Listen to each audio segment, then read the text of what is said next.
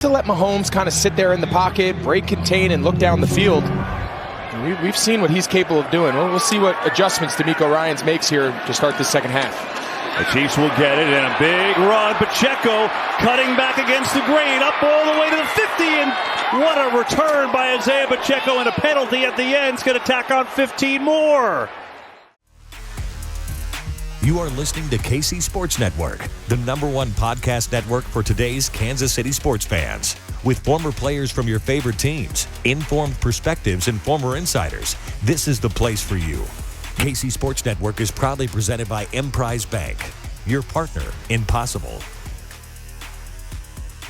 What's going on, Chiefs Kingdom? Welcome back to KCSN Update, our daily video and audio show for you guys. I am not BJ Kissel. I have not been lucky enough to be on the Chiefs sideline. I do not have a Super Bowl ring. I'm disappointed by that. BJ won't give me his, but my name is Matt Lane. Been a Chiefs fan for a while. I love working with KCSN and doing all this nerdy football stuff. So I'm excited to be here later today, getting to sit down with Brett Kollmann. You know him from his legendary YouTube videos, working with the NFL now on Twitter. Brett Kollmann on all of these platforms. He's going to join me in a little bit. We're going to nerd out about the Chiefs trading for Kadarius Toney, what we expect to see from them coming out of the bye week, how this matchup with the Titans coming up Sunday night might go. But first, before we get to all that fun stuff, a quick message from our partners at DraftKings. Just a couple days ago, the NFL trade deadline was happening, and all football fans around the world are sitting there. You're at your computer. You're tense. You don't know what's happening. You're refreshing every 30 seconds trying to figure out if your favorite team's making a move. Did your favorite team just make you the happiest person on the planet? Well, you can make every Sunday or every play feel this exciting with DraftKings Sportsbook, an official sports betting partner of the NFL, and their unbeatable offers. Right now, new customers can make any $5 NFL bet and get $200 in free bets if your team wins. You got to check this out. In addition to using the usual bets, everyone can boost their winning with DraftKings stepped up same game parlays. Tucker Franklin takes full advantage of these daily, and we hear about his winnings. This week, we have the Chiefs taking on the Titans at home in Arrowhead, 12.5-point favorites. That's a game that some of you listening to this, watching this, might be interested in. That's, Andy Reid's pretty good out of the bye week. How good do you think the Chiefs are going to be? Got to find out. To make things even sweeter, you can throw down on stepped up same game parlays once per day all year long. So right now, you need to download the DraftKings Sportsbook app and use the promo code KCSN to get $200 in free bets if your team wins. That's the promo code KCSN to get $200 in free bets if the team wins. Just place a $5 bet on any football game. Only at DraftKings Sportsbook.com using the code KCSN. Minimum age and eligibility restrictions do apply. See the show notes for details. All right, and now we're joined by Brett Kollmann. You're coming at us from behind enemy lines. You're still in Buffalo right now, and I don't know if we can accept this. You got this Buffalo hoodie on. I don't know what we're going to do about this right off the get-go. Hey, man, I'm Switzerland. I'm neutral. I don't want to get in between the giant robots and the giant monsters fighting. I'm just the guy in the background. Don't worry about me. Okay. That's fair. No, we appreciate it as always for you jumping in here with us. So the first thing I actually think I have to ask you, it was after you were here last week for this show that the Chiefs went ahead and made their big trade of this trade period. They went ahead and brought in Kadarius Toney for a 3rd and 5th round pick. He's now coming over to the Chiefs. According to Andy Reid, he is supposedly healthy. We'll find out more about that as the week goes on. But what do you think about the trade just in general for the Chiefs? I mean, it comes down to, separating against man coverage. That's proven to be an issue for them, where their main separator is Travis Kelce. And if you bracket Travis and everybody else is a one-on-one, who's going to go win? And they typically didn't have enough guys that on 3rd and 5 were getting a cover 1 call or cover 1 double on Travis, who can just go win. They're bringing in Toney to be that guy. So if you're giving him an option route from the slot on 3rd and 5, generally he's going to be able to go win and just play against leverage and use his quickness and fluidity to just find a spot. And Pat is obviously going to find him once he can just kind of get in the clear. And so as a separator, his other skill set's fine, but as a separator, that's really what he does well. And they just need somebody who can beat man coverage. That's what he's going to be. It's going to be 3rd and Toney, and I all the other stuff, I don't expect him to make a big dent, but when you really just need to move the chains, that's going to be his job. And that's going to be a key for them because they don't have that guy that is generating this instant separation. So that's that right there. If he can come in and do that, that's going to be huge for them. I know, some other people are wondering if this might eat into like McCole Hardman's kind of touches on some of the manufactured stuff, because that's where Toney does well. Do you think that Andy Reid's going to try to find a way to utilize both of them, or do you think those roles will kind of stay separate here for a little bit, at least while they try to figure everything out? I think it'll both. They'll both get touches, and I think we're going to see. You remember back in the day? I don't know if Andy's called it in a while, where they call like a double screen with a pump to one side and then you throw it back to the other side. I think you pump it to Mecole and then throw it back to Toney, or pump it to Toney and throw it back to Mecole. Like, you call those double screens like probably only like 4 or 5 times the rest of the season. But if you can execute it right, and we haven't seen that call in a while, so who's preparing for it at this point? Either one of those guys can pop a big run there. So you might as well put them both on the field and use the threat of them to complement each other. I can almost guarantee you we're going to see that call. Might not even be till January, but I think we are going to see it. No, for sure. I think anytime they've done that kind of the double screen, it's still just been to set up a fullback or maybe a tight end screen. And when you're throwing it to that kind of athlete versus a Toney or a McCole, there's a lot more room for error with the athletes out there. So I am excited as well for that. I'm interested to see, how long it kind of takes before we start to see him. I know you don't know this for sure, but how quickly do you think a guy like Toney will start to maybe get on the field? Not a lot, not a huge role, but start to get on the field for the Chiefs. Do you think it'll be quickly? Do you think it'll take him a couple weeks? What's kind of your general thought? If he's healthy, next game against Tennessee. Oh, let's go. Because in terms of install, you can have 5 plays that you really like with him, and you teach him. It's like, okay, here's the read against this, here's the read against that, because obviously there are going to be a lot of post snap reads and stuff like that. Just teach him 5 plays with your language and all the potential calls that Pat can get in and out of at the line of scrimmage.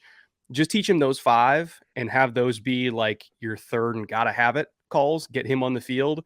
And that's really all you need, because you can call those 5 plays a total of like 15 times in a game, get him 15 snaps and maybe like 4 or 5 catches. Like, you can absolutely do that. And there's probably some hope that coming from, the Giants, where Mike Kafka's there with Brian Daboll, there's going to be enough crossover in terminology or their offensive scheme that it might not take him as long to pick it up. So I'm with you. It should not take, you could see a Christian McCaffrey type just installation where there's a small package of plays almost immediately for the 49ers that they were able to field out against the Chiefs, for Toney against the Titans. Coming out of the bye week, outside, we got this Toney edition. Is there anything else you would like to see the Chiefs start to do down the stretch this year to take their game to the next level, offensively, defensively? Like, what's one thing you want to see the Chiefs do a little bit differently or better coming out of the bye week here?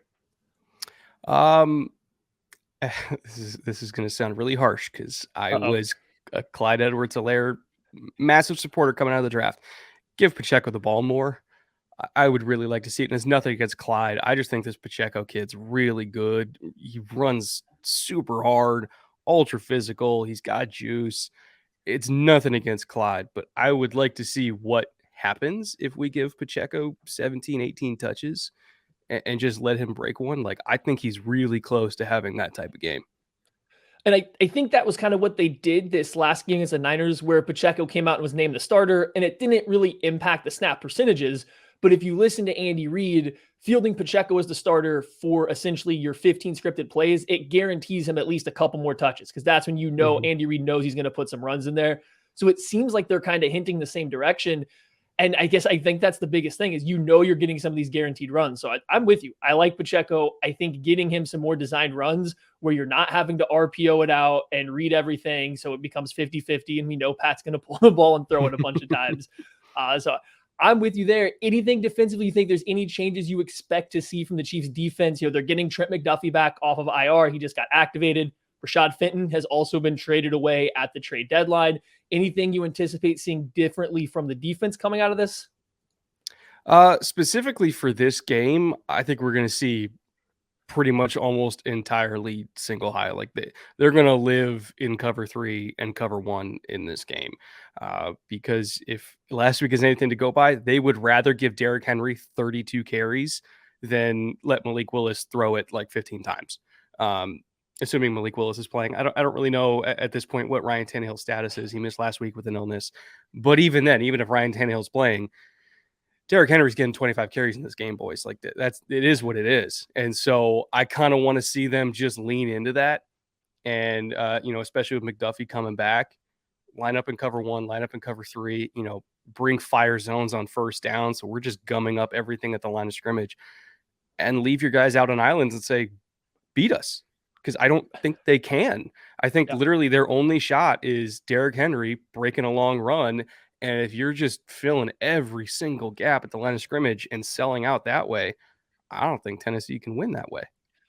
So this is a perfect transition here. The Chiefs do. The Chiefs got the Titans coming up, on prime time at home this weekend.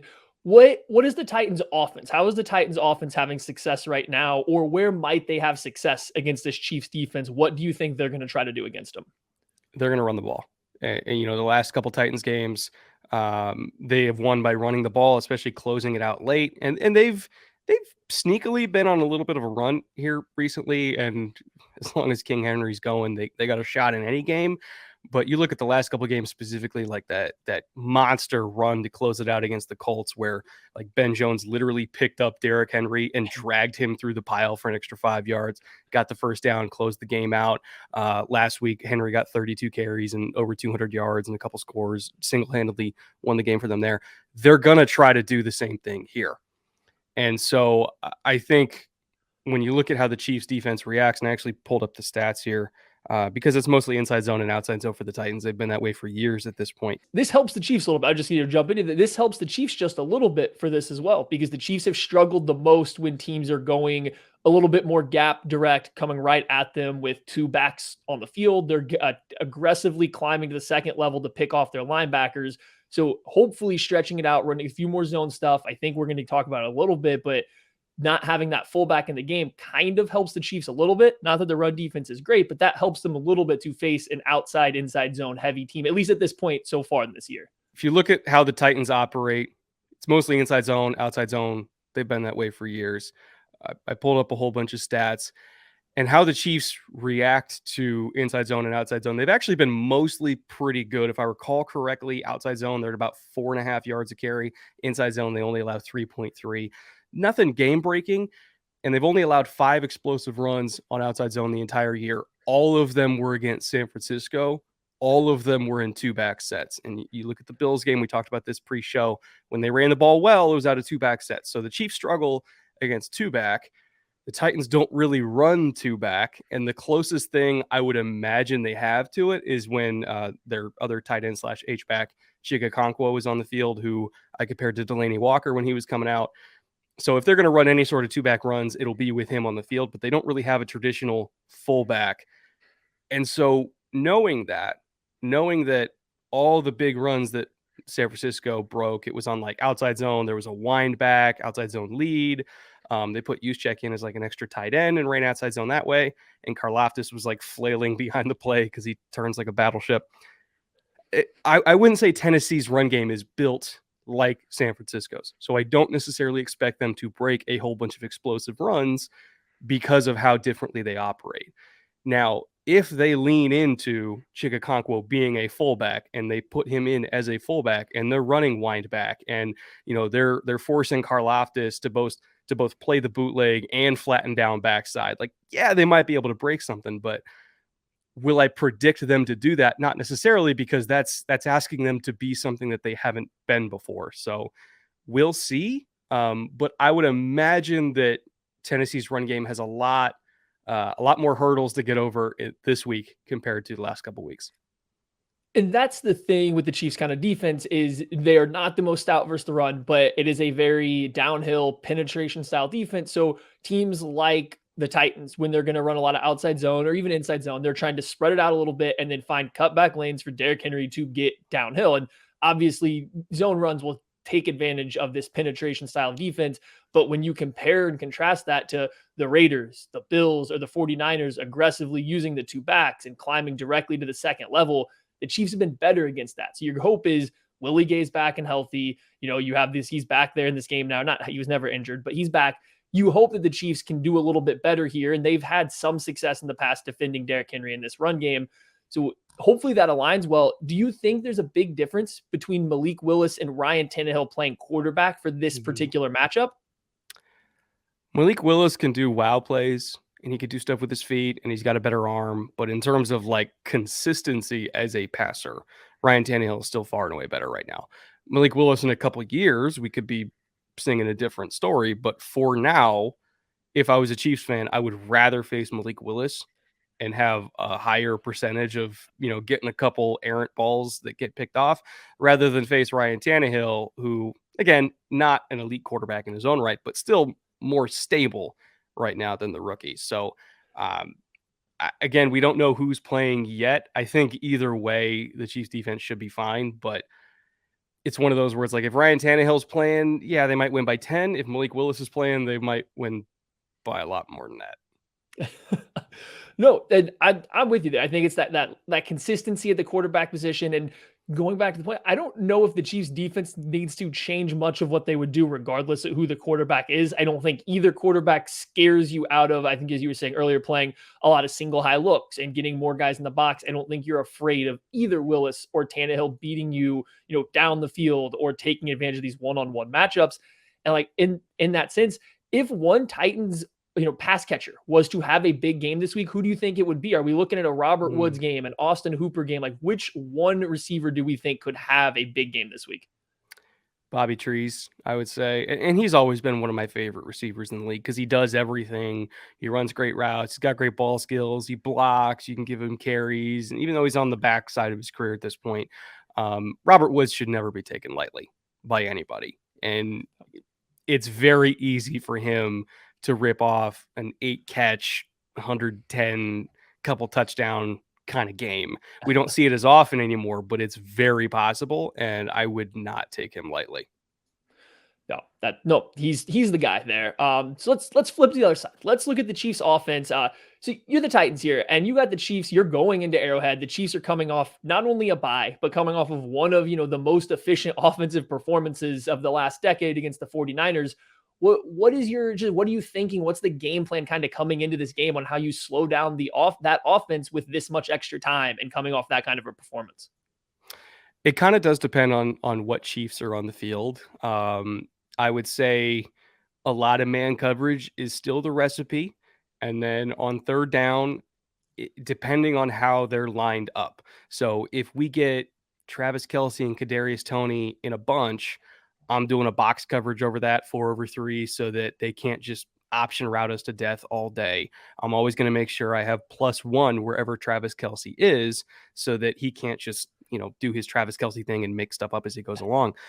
If they go 2x2 and Kelce's on one side and Tony's on the other side and they're both in the slot, then it becomes a little bit more difficult. And I might consider, if I have a corner that I really love in man coverage, I might consider putting him one-on-one on Toney because we know he's their separator, and then, bracketing Kelce and then putting my number 2 and 3 corner on whoever else the Chiefs have on the field. That's a little bit more matchup dependent. I would also consider, not saying it would work super well, I would consider trying to scheme my way into some pressures, or at least scheme my way into giving Jeffrey Simmons one-on-ones. Because if anything on the Titans is going to ruin Kansas City's game plan, it's going to be Jeff Simmons. So that means walking linebackers up, forcing a slide to go away from Simmons, anything I can to give him one-on-one, especially not against Creed, but, especially if we can get like a stunt going where like Wiley has to pick up Simmons as a looper and then he just gets a whole full head of steam and gets to run into his chest. That's what I would do defensively. Not saying it'll work, but if I have a plan, that would be it. Well, in the Titans defensive line, they lose Harold Landry before the season starts, which really hurts because he was, part of a very good defensive line that had a lot of success last year, but they've been able to find success. Danico Autry, you mentioned Jeffrey Simmons, Rashad Weaver has even stepped in here and, has produced some pressures and some sacks. So they have a quality defensive line. Do you think that they'll just be able to rush 4 and get pressure against the Chiefs? That's kind of the obvious ticket to quote unquote stopping or slowing them down. Do you think that there's a good chance for them to rush 4 and get pressure in this game? Or do you think they will have to be a little bit more creative than they normally would be? They can rush 4, but again, it's going to depend on alignment. You're going to have to pick on Creed. And before Chiefs Kingdom ruins me here, when I say pick on Creed, I mean get him to slide away from Simmons. I don't mean attack Creed. You don't want to attack Creed. He's going to win. But how you align, if you can put a 2, a 5, and a 9 on one side, they're going to have to slide Creed that way. But if you're putting like a linebacker at a 9 that you're planning on dropping out anyway to wall off Kelsey inside or whatever, as long as you're forcing the slide that way so that Simmons on the other side at like a 4-eye on 3rd and 7 gets a one-on-one with Trey Smith. Like, I love Trey Smith, but I'm still favoring Jeff Simmons there. Like, I'd be insane not to. Jeff Simmons is insane. So just give him one-on-ones and trust him to go win against Trey Smith. Trust him to win against Wiley. Again, whoever. It's not that you think you can beat Creed. It's that we need to line up to take Creed out of the equation, and then we have a shot to rush 4.